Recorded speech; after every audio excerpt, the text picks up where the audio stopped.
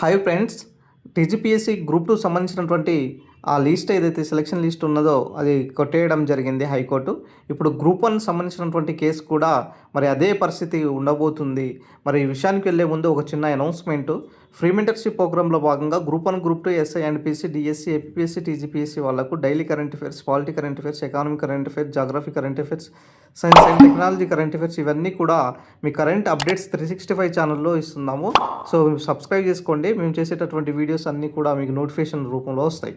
అయితే విషయానికి వస్తే గ్రూప్ 2 తీర్పుపై అప్పీల్కు వెళ్ళనున్నది టీజీపీఎస్సీ. డివిజనల్ బెంచ్కు ఆశ్రయనున్నటువంటి టీజీపీఎస్సీ సెలక్షన్ లిస్ట్ రద్దు నేపథ్యంలో కమిషన్ భేటీ. సో ఈరోజు కమిషన్ భేటీ అవుతున్నారు. మరి ఏదైతే వైట్నర్ వాడిన వాళ్ళ లిస్టు తీస్తున్న ఆఫీసర్లు వైట్నర్ కారణంగా ఎవరైతే సెలక్షన్ అయ్యారో వాళ్ళకి సంబంధించినటువంటి లిస్టు మొత్తం తీస్తున్నారంట.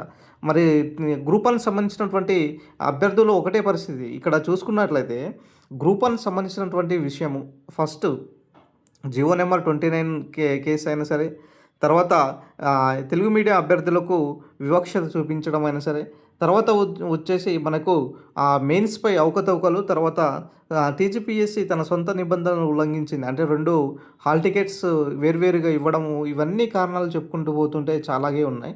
సో అయితే విషయానికి వస్తే గ్రూప్ 1 కేసు కూడా కోర్టు విచారణలోనే ఉంది. గ్రూప్ 1ది ఇదే పరిస్థితి.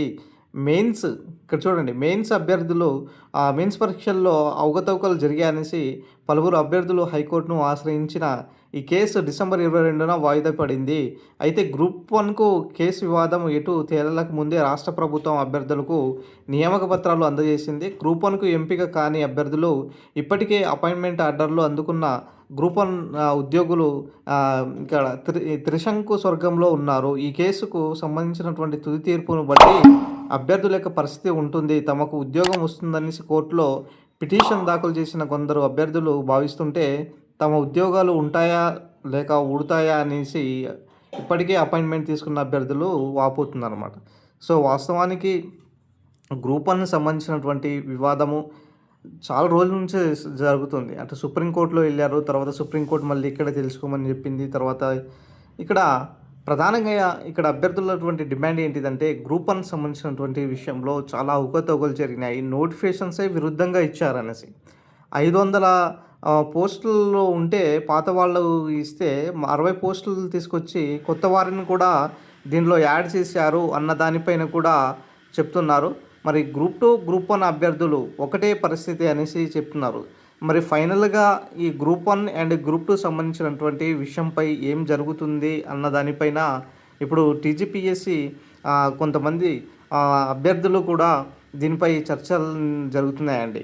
సో డివిజనల్ బెంచ్కు ఆశ్రయిస్తుందా మరి టీజీపీఎస్సీ లేదా, మరి ఈరోజు భేటీలో ఏం చర్చించబోతున్నారు అన్నదానిపై ఇక్కడ వేచి చూస్తున్నారనమాట. సో మొత్తానికైతే తెలంగాణలో ఈ గ్రూప్ 1 సంబంధించినటువంటి వివాదం అయినా సరే, తర్వాత గ్రూప్ 2 సంబంధించినటువంటి వివాదము కూడా ఇప్పుడు ఒక తారస్థాయికి వచ్చిందనమాట.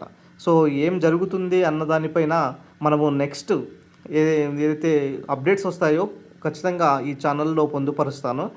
గ్రూప్ 1 సంబంధించినటువంటి విషయము గ్రూప్ 2కు ఈక్వల్గా ఉన్నది కాబట్టి మరి ఇదే పరిస్థితి వచ్చే అవకాశం ఎక్కువగా ఉన్నదనేసి ఇప్పటికే న్యాయ నిపుణులు కూడా చెప్తున్నారు. Group 2 is equal to group 1 same ఇట్లాంటిదే పరిస్థితి అనేసి చెప్తున్నారు. సో ఏదైనా కూడా చూడాలండి మరి ఏం జరుగుతుందా దానిపైన.